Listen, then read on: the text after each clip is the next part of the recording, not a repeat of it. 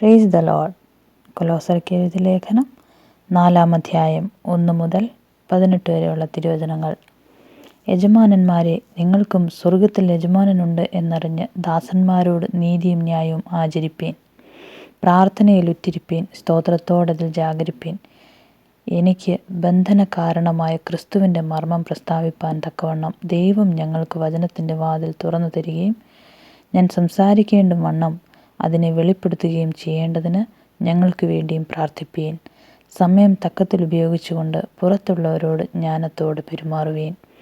ഓരോരുത്തരോട് നിങ്ങൾ എങ്ങനെ ഉത്തരം പറയണമെന്നറിയേണ്ടതിന് നിങ്ങളുടെ വാക്കെപ്പോഴും കൃപയോട് കൂടിയതും ഉപ്പിനാൽ രുചി വരുത്തിയതുമായിരിക്കട്ടെ.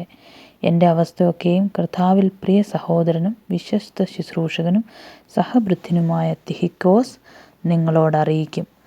നിങ്ങൾ ഞങ്ങളുടെ അവസ്ഥ അറിവാനും അവൻ നിങ്ങളുടെ ഹൃദയങ്ങളെ ആശ്വസിപ്പാനുമായി ഞാൻ അവനെ നിങ്ങളിൽ ഒരുത്തനായ ഒനേസിമോസ് എന്ന വിശ്വസ്തനും പ്രിയനുമായ സഹോദരനോടുകൂടെ നിങ്ങളുടെ അടുക്കൽ അയച്ചിരിക്കുന്നു.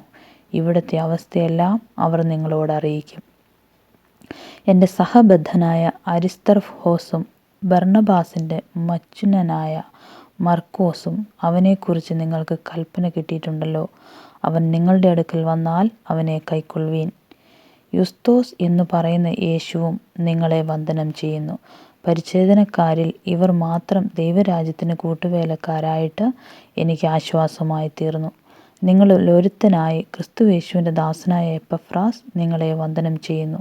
നിങ്ങൾ തികഞ്ഞവരും ദൈവഹിതം സംബന്ധിച്ചതൊക്കെയും പൂർണ്ണ നിശ്ചയമുള്ളവരായി നിൽക്കേണ്ടതിന് അവൻ പ്രാർത്ഥനയിൽ നിങ്ങൾക്ക് വേണ്ടി എപ്പോഴും പോരാടുന്നു. നിങ്ങൾക്കും ലവുദിക്യക്കാർക്കും ഹിയരപൊലിക്കാർക്കും വേണ്ടി അവൻ വളരെ പ്രയാസപ്പെടുന്നു എന്നുള്ളതിന് ഞാൻ സാക്ഷി. വൈദ്യനായ പ്രിയ ലൂക്കോസും ദേമാസും നിങ്ങളെ വന്ദനം ചെയ്യുന്നു. ലവുദിക്യയിലെ സഹോദരന്മാർക്കും നുംഫയ്ക്കും അവളുടെ വീട്ടിലെ സഭയ്ക്കും വന്ദനം ചൊല്ലുവീൻ.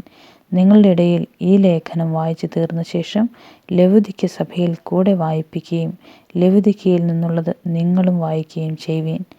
അർഹിപ്പോസിനോട് കർത്താവിൽ ലഭിച്ച ശുശ്രൂഷ നിവർത്തിപ്പാൻ നോക്കണം എന്ന് പറവീൻ. പൗലോസായ എൻ്റെ സ്വന്തം കയ്യാലെ വന്ദനം. എൻ്റെ ബന്ധനങ്ങളെ ഓർത്തുകൊള്ളുവീൻ. കൃപ നിങ്ങളോടുകൂടി ഇരിക്കുമാറാകട്ടെ. ആമേൻ.